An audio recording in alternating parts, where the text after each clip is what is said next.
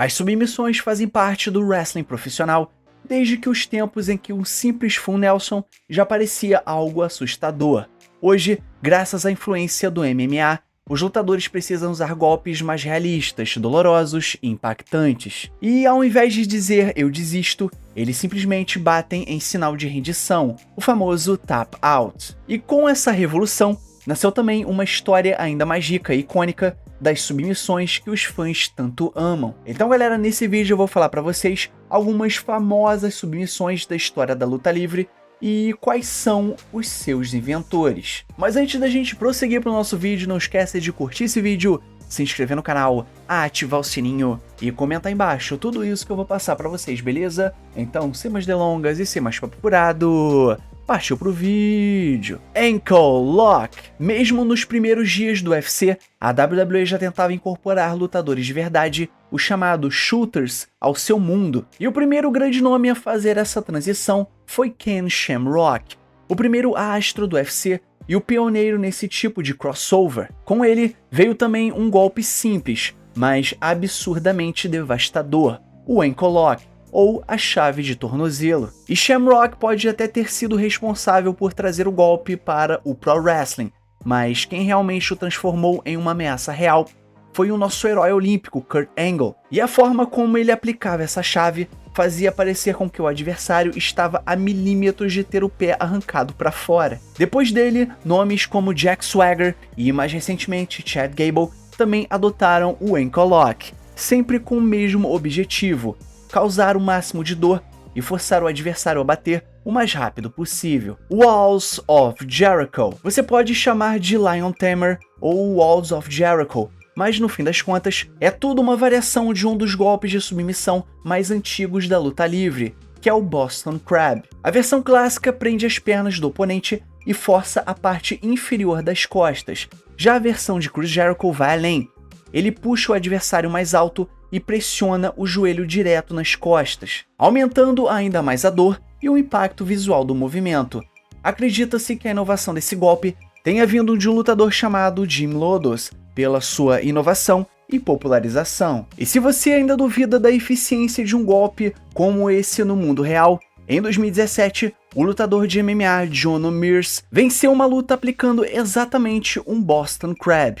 Isso mesmo, um golpe de pro wrestling decidiu uma luta de verdade. Torture Rack. Ao longo dos anos não foram muitos lutadores que usaram o Torture Rack como finalizador, mas recentemente quem popularizou uma versão moderna foi a Hall of Famer Nikki Bella, com seu golpe batizado de Rack Attack. Mas ninguém aplicou esse movimento como o criador original, Lex Luger. O Total Package era pura força bruta. Não havia ninguém que ele não conseguisse levantar nos ombros. E uma vez que ele encaixava o adversário na posição, passava a pressionar as laterais do corpo com uma força absurda, até não restar outra opção.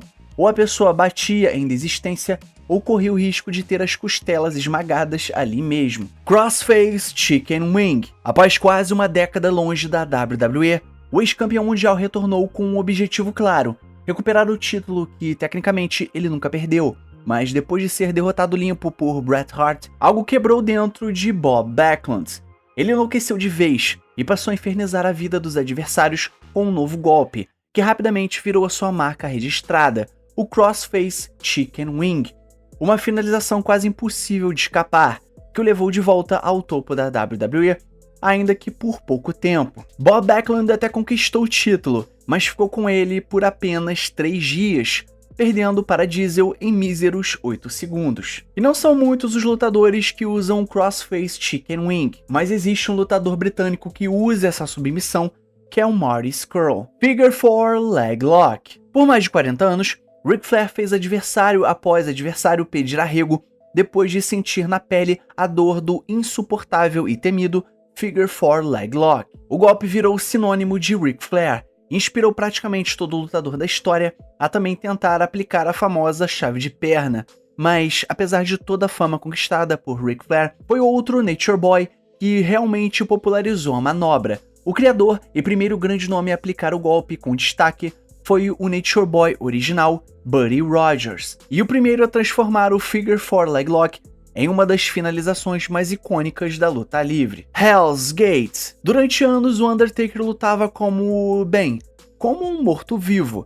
O fenômeno era praticamente um zumbi nos rings. Isso significava que ele não precisava usar muitos golpes de submissão, mas tudo mudou quando ele se reinventou como o American Badass. Em sua nova fase, abriu espaço para um estilo de luta mais diversificado, e com ela veio a influência real que ele sempre teve pelas artes marciais mistas. E depois de alguns anos, ele acabou adotando a Gogoplata, uma finalização brutal vinda do MMA. No universo da WWE, ele a batizou de Hell's Gate, e esse golpe destruiu nomes como Edge e até mesmo Brock Lesnar. Mandible Claw. Quando Mankind fez a sua estreia atacando brutalmente Undertaker, ele deixou uma impressão marcante e grotesca ao enfiar os dedos diretamente na garganta de Undertaker.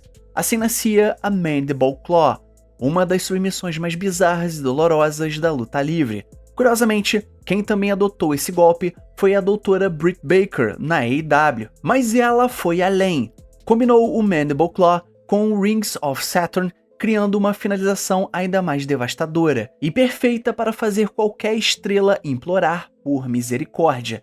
E, por mais bizarro que pareça, a origem desse golpe veio de um médico de verdade, o Dr. Sam Shepard, que, além de criá-lo, também serviu como inspiração para a série e o filme O Fugitivo. E pois é, realmente esse golpe tem bastante história. Cattle Mutilation. Com a sua carreira, digamos, praticamente finalizada, poucos fãs discordam que Bryan Danielson é um dos melhores que já pisaram em um ringue. Na WWE, ele ficou conhecido por finalizações como Yes Lock, mas raramente usava uma de suas manobras mais brutais, a Cattle Mutilation, que, para quem não sabe, seria mutilação de gado. E é um nome bastante curioso para uma pessoa que é vegana. E bom, apesar do nome assustador, nenhuma vaca sofreu para tornar esse golpe tão doloroso. Trata-se de uma técnica de submissão, onde Daniel Bryan prende os dois braços do oponente para trás, trava o corpo em uma ponte e aplica pressão insana nos ombros e o pescoço. A manobra foi originalmente criada por um lutador mexicano chamado Piero Tito, uma versão mini do lendário Pierrot, e se tornou uma marca registrada de Bryan Danielson no circuito independente, especialmente na Ring of Honor, onde ele transformou esse golpe em uma verdadeira assinatura de sofrimento. Scorpion Cross Lock. Essa é uma das finalizações mais brutais da luta livre, tanto fisicamente quanto visualmente. Poucos lutadores ao longo dos anos adotaram essa submissão, o que é uma pena, considerando sua eficácia e o impacto que causa no público.